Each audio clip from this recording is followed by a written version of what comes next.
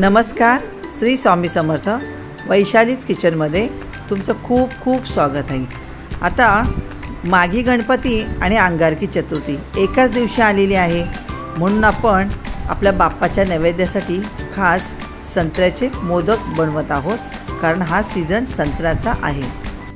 इथे मी 2 वाट्या ओल्या नारळाचं कीस घेतलेलं आहे. आता आपण ज्या वाटीने माप घेतलेला आहे ओल्या नारळाच्या किसाचा, तीच वाटी मी इथे वापरली आहे. त्यासाठी मी इथे 2 वाटीला 1 वाटी दुधाची पावडर घेतले, अर्धी वाटी मलाई घेतले आणि इथे त्याच वाटीने 2 वाटी मी ज्यूस काढले ते घेतले संत्र्याचं, 1 वाटी साखर, थोडंसं ड्रायफ्रूट्स, वेलची पावडर आणि फूड कलर. इथे आपण कढई गरम करायला ठेवले, ह्याच्यामध्ये आपण 2 चमचे तूप टाकणार आहोत.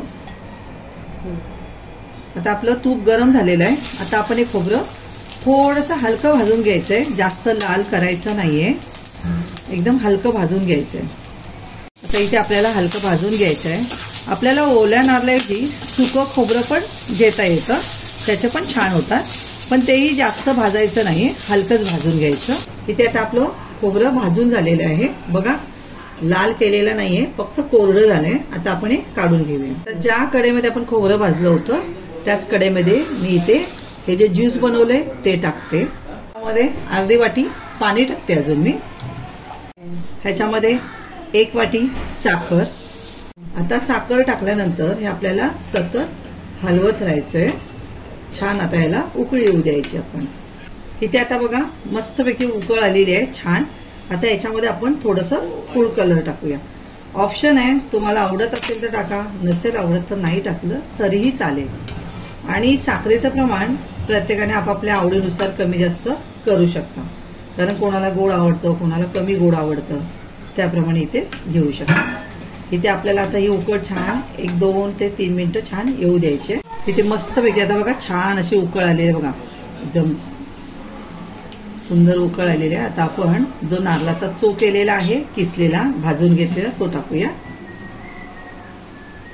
हे सर्व आता ह्याच्यामध्ये मिक्स करून घेऊया आणि छान असं ढवळत राहूया, कारण ते हळूहळू घट्ट होणार. आपल्याला थोडं अजून घट्ट करायचंय 2 मिनिटं. आता इथे आपलं सारण छान असं घट्ट व्हायला आलेलं आहे. आता आपण ही दुधाची पावडर टाकून घेऊया, त्याच्यामध्ये मिक्स करायची आहे. ची फ्लेम थोडी बारीक ठेवायची आणि छान असे मिक्स करून घ्यायचे. छान लागतात हे मोदक. छान मिक्स करून घेतली पावडर आपण. आता ह्याच्यामध्ये मलाई टाकूया आपण. ऑप्शन आहे, असेल तर नक्कीच टाका, खूप छान त्याचा स्वाद अजून सिल्की आणि सॉफ्ट येतात, अजून क्रीमी लागतात मलाई टाकल्यामुळे. सर्व मिक्स करून घ्यायचं परत. बघा आता छान आळलं गेलं आपलं सारण. इथे मी थोडेसे ड्रायफ्रुट्स घेतले कट करून, ते टाकूया आणि 1 चमचा वेलची पावडर. हे सर्व मिक्स करायचं, मिक्स करून घेऊया. इथे आता आपलं ड्रायफ्रुट्स, वेलची पावडर सर्व मिक्स झालेलं आहे. सारण एकदम परफेक्ट झालेलं आहे मोदकाचं. जेव्हा तूप साईडने सुटायला लागतं तेव्हा एकदम परफेक्ट झालेलं आहे. आपल्याला इथे थंड व्हायला 15 ते 20 मिनिटं लागते. प्लेटमध्ये काढल्यानंतर त्याला 2 ते 3 मिनिटे तुम्ही हलवत राहा, कारण ते चिटकण्याचे एकत्र गोळा होण्याची शक्यता असते म्हणून. इथे बघा आता आपलं मोदकाचं सारण मस्तपैकी थंड झालंय आणि घट्ट झालेलं आहे बघा. आता आपण मोदक करूया ह्याच्यामध्ये.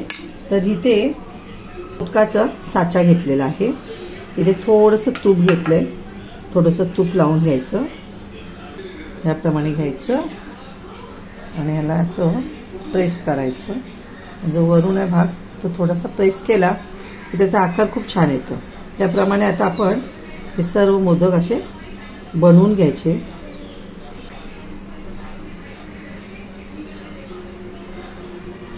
किती सुंदर. इथे आपले मोदक आता तयार झाले आहेत.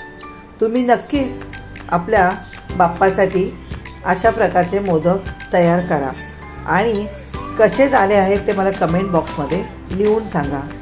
जर माझा हा व्हिडिओ तुम्हाला आवडला तर लाईक करा, शेअर करा आणि कमेंट करा आणि सबस्क्राईब करा. थँक्यू.